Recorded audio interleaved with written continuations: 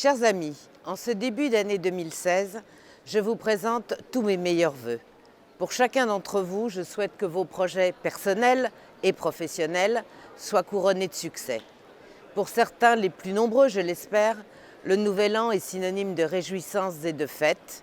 Mais pour d'autres, qui ne sont pas épargnés par les difficultés de l'existence, c'est parfois aussi un jour sombre et un jour sans espoir.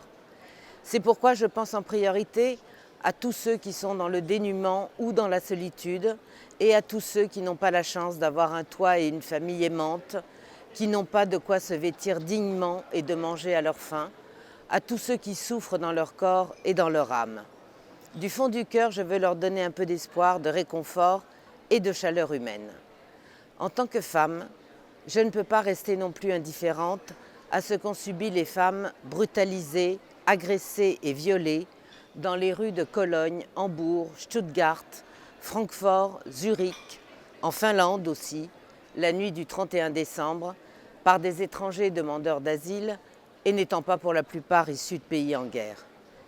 Ces événements nous rappellent cruellement la gravité du problème migratoire auquel nous sommes actuellement confrontés par la faute des politiques irresponsables menées ces dernières décennies. Les scandaleuses déclarations de la maire de Cologne invitant les femmes allemandes à s'adapter aux mœurs des immigrés montrent combien les dirigeants politiques européens sont encore aveuglés par les discours immigrationnistes dominants. Chers amis, nous vivons une période charnière, décisive de l'histoire de France. La situation de notre pays est lamentable à bien des égards, mais rien n'est perdu. Jadis phare de la civilisation occidentale, la France peut encore retrouver sa grandeur et son rôle historique, à la condition expresse qu'elle renoue avec son passé et rejette les discours culpabilisateurs qui l'empêchent d'assumer sa vocation.